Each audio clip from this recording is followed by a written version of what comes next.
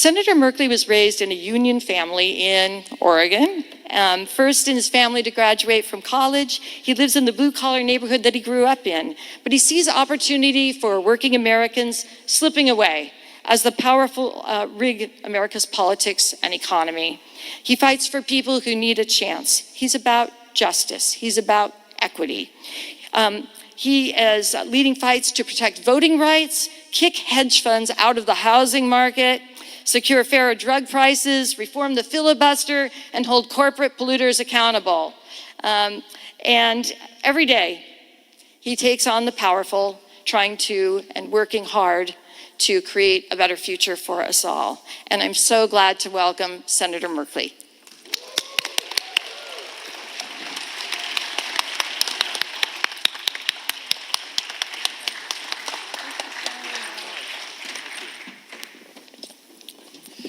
Hey, greetings, everybody. There's perhaps no issue that more poses the powerful versus the people than the climate.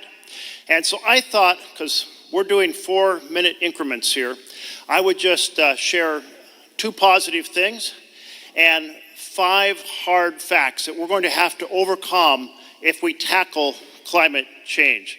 And I can tell you I've been immersed in this fight for now 26 years, 10 years in the Oregon legislature, 16 years in the US Senate. There's nothing easy about that. But let's take out a couple of positive things. The first is that the United States has cut its carbon emissions by 20% since 2005. There aren't that many favorable things, so let's just say thank you, this is good. The second thing is that we did pass the IRA. It has a whole series of ways to promote renewable energy and to convert the use of energy from fossil vehicles and fossil heating to renewable vehicles, renewable heating, and that's positive. So that's good. IRA, a big victory.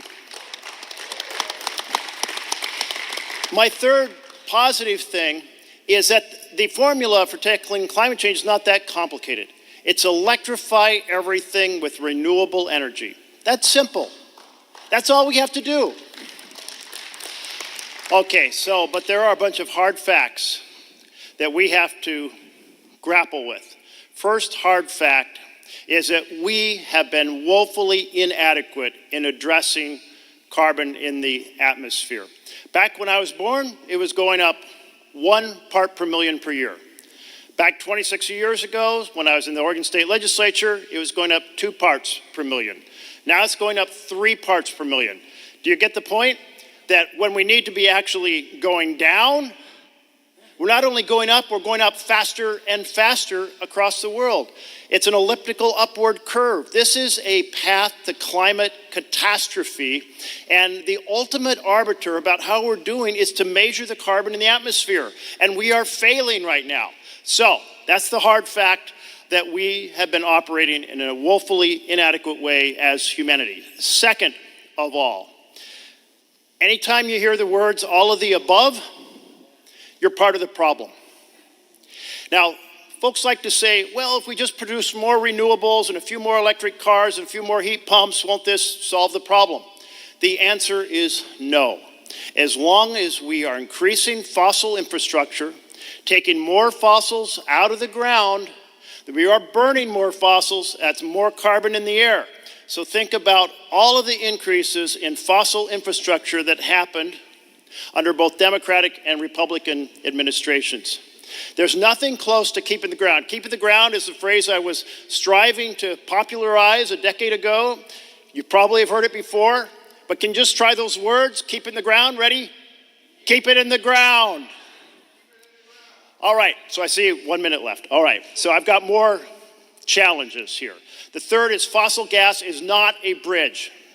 If fossil gas is worse than local coal, if you're transporting it through LNG, it's equal to local coal if you're not. Yes, it's cleaner in particulate matter, but in climate terms, it's not.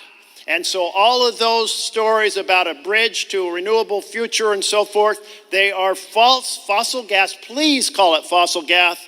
Call it methane. Do not call it natural gas. There's nothing natural about pulling it out of the ground and killing our planet. The fourth hard fact solving this problem takes United States leadership. We have to have the power example. We don't have the power example if we're continuing to build more fossil infrastructure. United States has to be a key to this. We are the largest footprint per person among the developed world. Our average is 16 tons per person per year. The global average is 4. We have to have the power of our example, and that means all of the above has to be tossed out. Keep it in the ground has to be our mantra.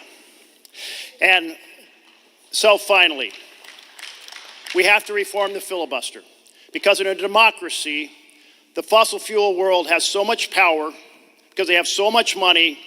1% of their net profits is $3 billion a year invested in our political system. They can buy our democracy. We have to change the rules. In the Senate, that means we must end the minority Republican veto that stops us from doing good policy. We had 48 votes to do that. We need 50. That means we have to have 50 blue states to have any chance. We have to elect Kamala Harris. We have to take the House. We have to take the Senate. That means winning every swing seat. And let's get it done. So it starts with the effort and energy that we're creating right here during this week. You're part of history. Let's make the pivot. Save America. Save the planet. God bless you all.